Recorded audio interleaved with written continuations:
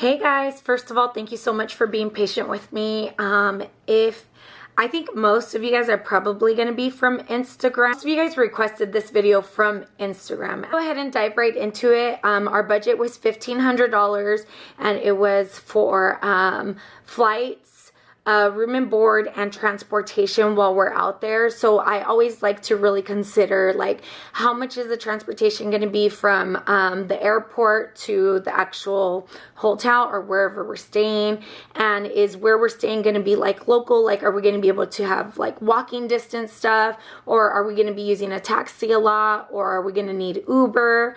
Because in some cases, once you start adding that all up, especially in like tourist area, like popular areas, you're probably going to pay regular rates for like taxis and Ubers, even if it's Mexico. So I like to consider that stuff. So I gauged us at like $1,500. In this case, we don't have passports. So like our passports got stolen in London, which is another video that I definitely want to do for you guys, what to do when your passport gets stolen. So I knew that we were going to have to fly within Mexico. So something that like I kind of gambled on because I wasn't 100% sure, just like on their website, and everything said like as long as it's a domestic flight, like from Mexico to Mexico, you just need like a driver's license or some form of like government issued ID. By land for sure, you can cross through in a car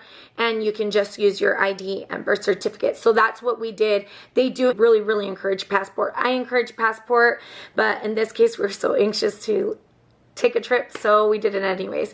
So we drove into TJ and we took Otay border, only because we knew Otay border was going to be a little bit more it was going to be a little bit more convenient, a little bit faster to go in and out of Otay versus San Isidro, because San Isidro for us has always been more busy because it's the more popular border.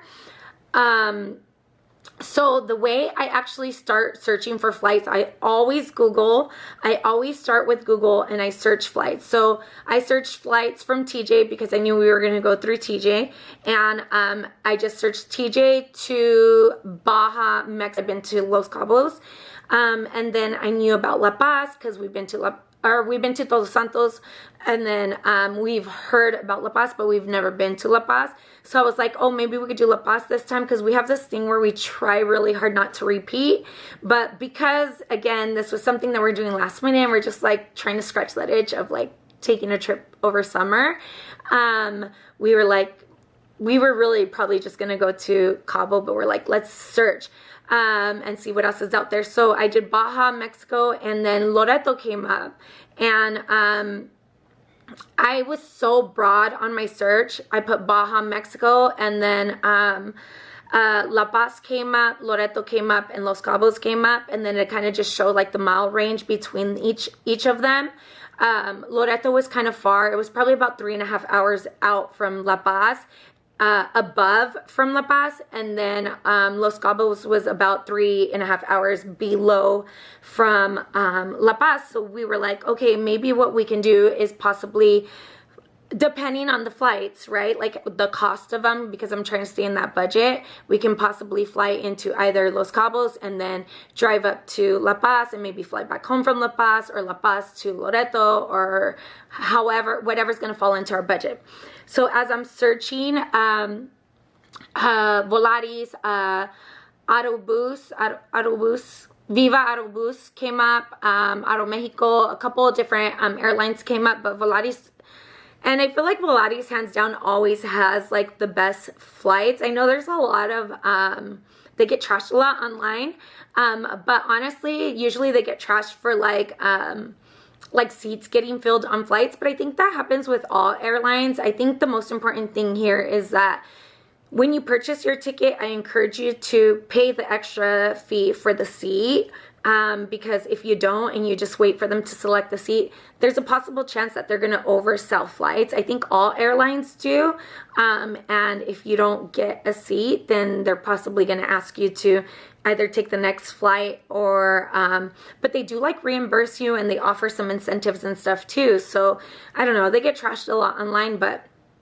I just recommend First and foremost, to make sure that you just pay those extra, I think it's like $7. Cost of the flight, we actually decided to go with Loreto because it was the cheapest one.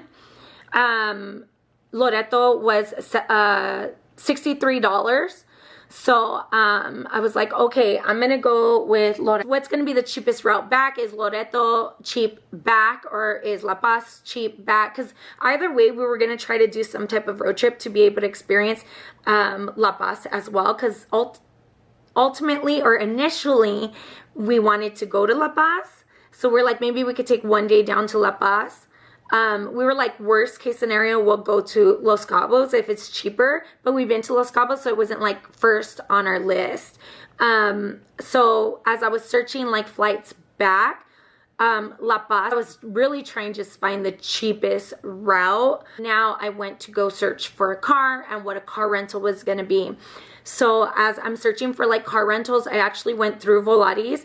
I honestly don't recommend Volaris because when I got there, there was like a hidden fee and it was $164, which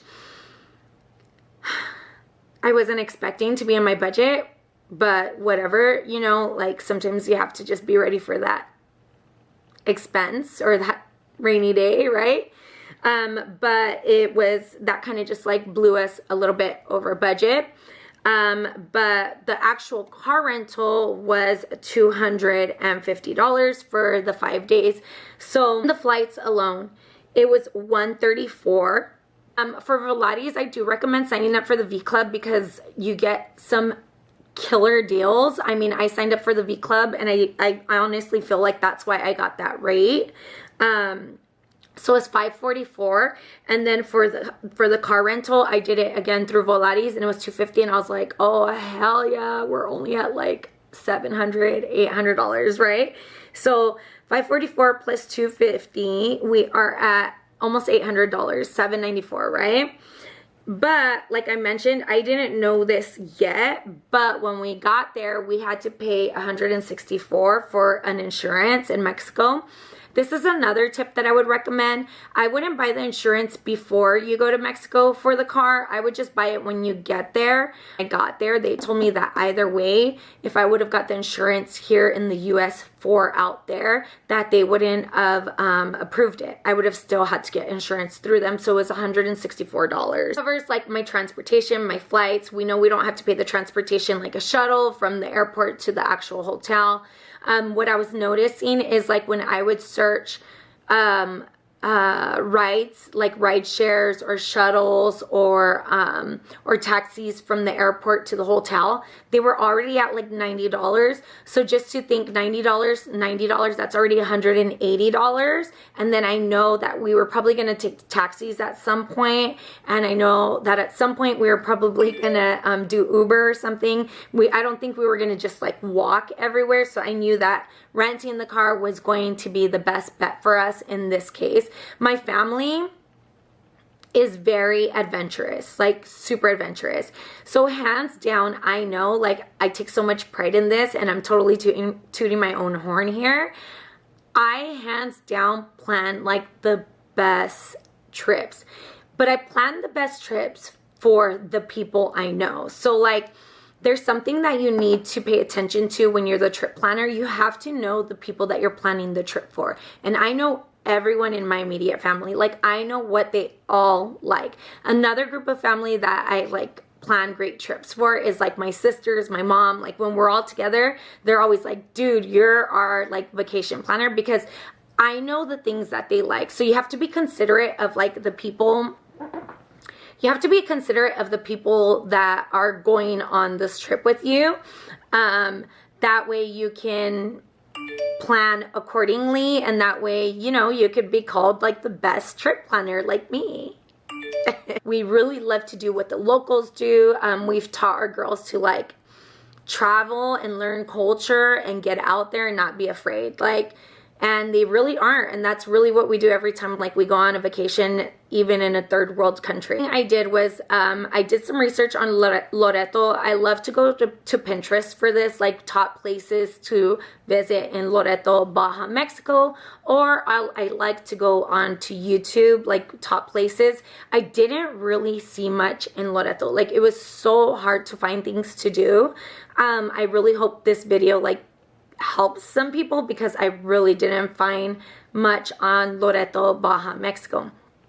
So because of that, I was kind of not sure if I wanted to do like an Airbnb, because it was our first time there and I wasn't familiar with the area and I didn't see too much online about it.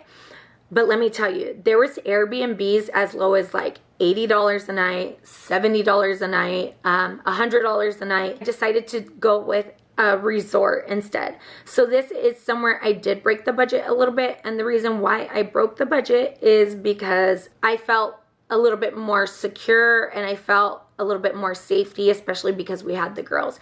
So we ended up staying in Villa del Palmar. I have an account with booking.com. I recommend this hands down. Like I love booking.com. In this case, I had a free upgrade and 15% off. I ended up spending like $200 a night. So that was an additional $400 a night. And we got a room upgrade. So it was like the closest to like all the main islands. So like if you wanted to take a lancha or a panga, like the little taxi boats to an island, they can pick you up right at the hotel. You don't have to like drive down into town. So that was like super convenient to just have at the hotel. And because we were only going to do 2 days in Loreto, I thought it was going to be super convenient for us. We decided to do 2 days in Loreto and then 3 in La Paz. So we stayed at Villa del Palmar, Islas de Loreto, and hands down great experience. We got that upgrade plus the discount, and that's because I've had bookings already done with booking.com. So I recommend you guys to do those extra steps. It's really it's free. It's just giving that extra information and just making sure you accumulate those points and go through them every time you book something. So whenever I book like hotels, even sometimes houses, I've booked through there. So like I'll cross-reference between booking.com and Airbnb, and I'll see like which one's going to be the cheaper one for me, or which one am I going to get better deals on. As far as flights go, transportation and room and board, I'm already at $1,194, which is $1,200. When I was searching for La Paz, there was definitely rooms that you could have rented for $80, $100. I ended up finding an Airbnb that was $150 a night. This is at $1,644, and it was $150 a night. We definitely could have done something cheaper, for sure, hands down. The only thing is we weren't going to get our ocean view. I know, like we're really like that, and we'll bend a little, but for us, like we're really big on experience, and I don't know, we just like, that's our rich, like that's something that we love to do, and that's something like we'll bend a little for, even if it's like, okay, when we come back, we won't eat out all week. We're willing to do that trade-off. So we ended up spending $1,644 for flights, transportation, room, and board.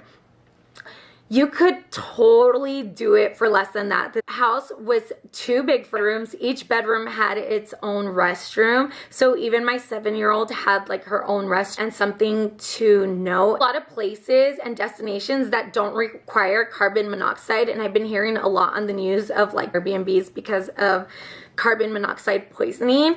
So for a long time, I would filter it carbon monoxide just to make sure that they have a carbon monoxide.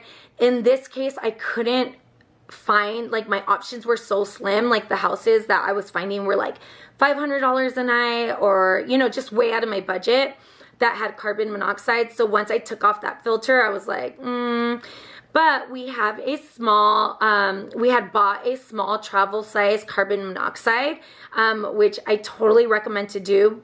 and I totally recommend to have, and it's something that we're going to carry around, and it's going to give us more options now going forward.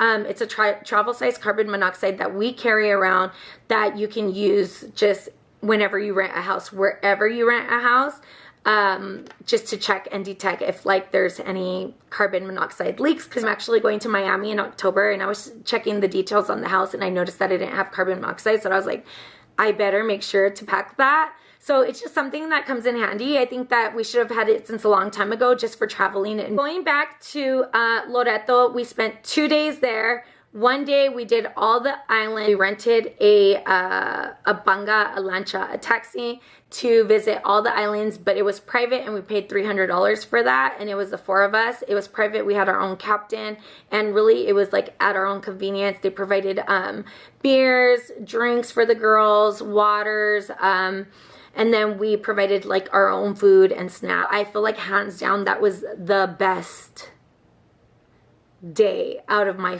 5 days. We did Isla de Carmen, Isla La Ventana.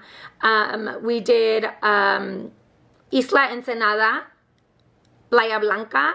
So we pretty much went island hopping in that boat ride. What was nice about it, that it was private. So literally like the captain stayed with us, and he just like took us around, and it was so convenient, especially for us because we're such explorers. Like we like to do things at our own time. Much privacy in La Paz, or like that much flexibility in La Paz. So I kind of am really, you know, I guess hyping up Loreto. But you guys be the judge, you know, to each their own. I'll try to keep this as biased as possible. No, I'm just gonna give my opinion and what I felt, but like because of the things that we like, right? So another thing about the Villa del Palmar resort was that it had its own private beach. So we spent 1 day island hopping, and then we spent 1 day on the resort, on the private beach, and just kind of there. Loreto's downtown is really, really small, and it's pretty much just the marina and the malecon, which is the pier. It doesn't really have much. I think it would be cool to like go to dinner. We didn't go to dinner there, only because it was only 2 days, and we just thought that there was more to do in the hotel, so we decided to like stay there. But it honestly was small. Hands down, all over again, I think I would have done 3 days in Loreto, 2 days in La Paz. I would have probably done another full day of the islands, and probably would have chosen one of those beaches and stayed way longer at one of those beaches, because the beaches at the Loreto Islands, insane, like beautiful. You guys probably seen pictures on my Instagram. If you follow me on Instagram, I will probably try to plug some in here. This is a video that I'll be editing on my own for my other stuff, like my Just Evolve marketing agency. I have Kian do that stuff for me, but this is something that I'm going to be doing on my own, so I'll try to see if I can do it. If not, I'm sorry guys, but you guys can definitely check out my Instagram. I've posted a lot of Paz. We did 3 days. We drove down to La Paz. It took us about 3.5 hours. We drove like through cities, through the desert. We did stop at a city, and a little pueblito, and then we did eat breakfast there, probably like at the 1.5 mark, and then we drove the rest of the way. Beautiful. Like I've seen so much hype of La Paz on the internet, on Pinterest, on Instagram, on TikTok, and I just really was expecting so much different, and really this was like a catfished situation. I don't know if maybe we just came at like a really, really busy time, but you know, like online it just looks so soothing and calm, and the ocean looks so clear and beautiful. I felt like it was really, really busy now. Like maybe too many people have found out about it, which is great for them. I mean, like, let's bring to our business to our people, you know, to the raza, you know, like let's bring business to them. Like, good for them, you know. I think for us though, we like to, for me and my little family, I think we like to find the new things to where when they're first starting off, and that's just our thing. We just like to find the new things, you know. And the house was gorgeous. The pictures didn't do it justice. Hey, La Paz, reminded me of Cabo and Ensenada. You know, like if you've been to Ensenada, like their downtown is behind the beach, and then Cabo, their downtown, it's like the strip of the beach. It's like they kind of like merged. Oh, I don't know. I guess I was just kind of like anticipating something a little bit more chill. So we went to Balandra Beach, which is like the most popular beach, and it's so hyped on the internet, and it's like supposed to be one of the best beaches in Mexico.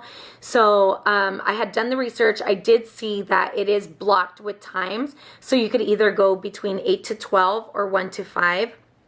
One thing I noticed is that a lot of people were saying, like, make sure you get there early. So we got there at 11 because we were trying to do the 1 to 5 time, because they only let 100 cars in. So I was like, hell yeah, this beach is going to be private AF, you know? And this is something that the regular person wouldn't know, especially if you've never been. They give passes in order to get in. Something that happened to us, we got there at 11, and then we're probably about like maybe the 50th car in already in line at 11, and like the cars start moving a little bit close to like around 12:30 o'clock time frame, right?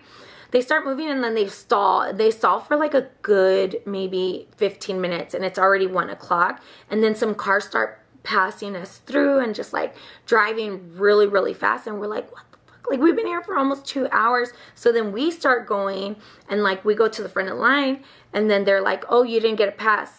And we're like, what do you mean? Like, I didn't know we had to get a pass. And they were like, you were supposed to wait to get your pass.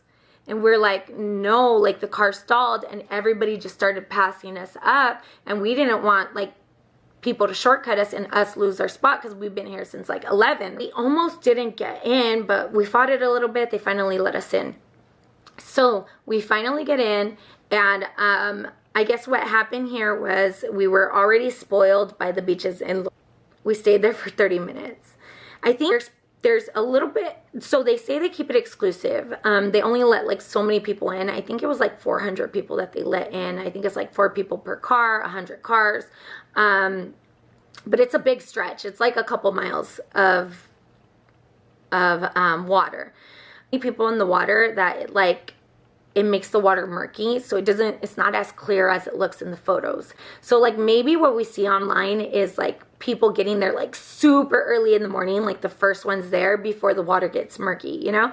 Which I understand, Mother Nature, I understand it's gonna act the way it wants to act, right? And I get it. I'm just giving you guys like the experience so you know, because I don't know, like I feel like I was kind of a little bit fooled, you know? It's like really, really low. It's probably about like 2.5 feet. I think that's great for someone who doesn't swim. But for us, like my little family, like we love to like jump off boats. We love to snorkel. We love to be in the water. You know, like we love to like swim. Like literally you could walk 30 minutes like in, and you'll still be like at 2.5 feet. So it's great for someone who doesn't know how to swim maybe, or someone who just kind of like wants to walk with like water up to their knees. You know, don't get me wrong, it's beautiful. It is beautiful for Balandra. I kind of just want to give you guys the insight to Balandra, because I feel like everyone who goes to visit La Paz, they want to visit Balandra, and it's definitely something that's kind of like a full day thing, and I just want you guys to be ready for that, you know. Another thing is that there's no shade, so you have to make sure you pack your like umbrellas as well as food, because there's no restaurants there too, so you want to make sure that you pack your food. So there's another beach called Tecolote. That one was cool too. It had restaurants in front, but again, that one's also cool, just like busy, nice vibe, like the Mexico beaches are if you've been to Mexico. That one was also a little bit more clear. The nice thing about the water out there, it is definitely like more of a turquoise blue, which I think is beautiful. Another day we went on a boat ride, and this boat ride was paying like $300. But it was in a private boat. We were on the boat with 12 other people. And it was very, very restricted. I think because it's a tourist area, it's like super restricted. Like kind of like Cancun. You know, like you can't wear sunscreen into certain areas, which I think is amazing. Like they're protecting their marine life, you know, like especially the sunscreen thing, you know. But like, you know, we we're swimmers in my family. Like, we throw off our life vest and then like we jump in off the boat. And like even my 7-year-old, you know, she swims very well in the ocean. And she was like, why do I have to wear a vest? She was like so bummed that she had to wear a vest. Visiting the island Espiritu Santo, which is like the most popular one in La Paz. That boat ride is long. So from Loreto, like Loreto to the islands, it was like 15-minute boat rides. Like the rides were like 15-minute each.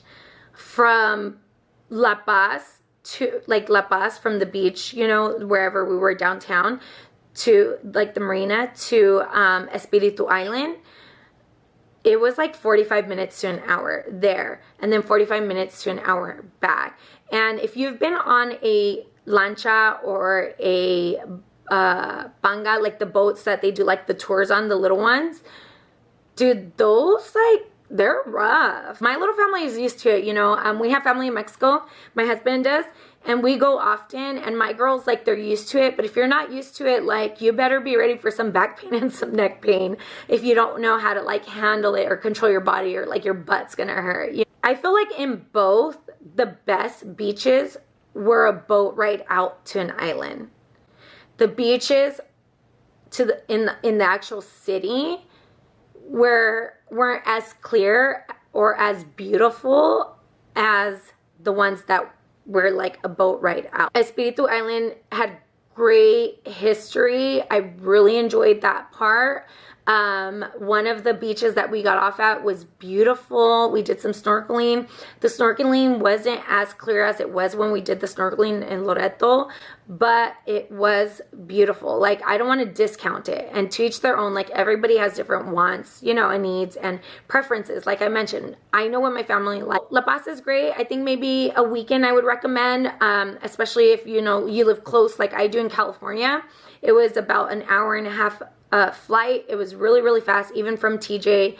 I definitely recommend. I honestly don't think you need more than that, unless there's places that maybe are hidden that I've never heard of. There is a place called El Saltito that I wanted to go so bad to in La Paz, but you needed a 4-wheel drive car. So that's something else. Like, some of the best beaches that are in La Paz, you need a 4-wheel drive car, and that's something that we didn't know. So we were already there with our sedan rental, and we didn't have a 4-wheel drive to take us to some of the beaches that we had seen online as well. So that's something else to consider, something else to keep in mind, especially if you're like doing research or like seeing online. These are things that I didn't see online. So yeah, I hope that this helps, guys. If you guys have any questions, I love to help and answer questions on this, help and give advice and give tips. So if you guys have any questions on anything else, we did a Europe trip last year where we did London, Paris, and Greece, and so much happened on that trip. If you guys want to see a video on like advice on how to travel out there, I'd love to give it to you. Also, if you guys want to know how I'm prepping our trip for next year for Morocco, Spain, and Portugal, let me know. Let me know in the comments. I'd be more than happy to share that with you guys. Okay, I'll see you guys next time. And I'm so sorry I dragged my feet on this. Yeah, better late than never. I'll see you guys next time. Bye.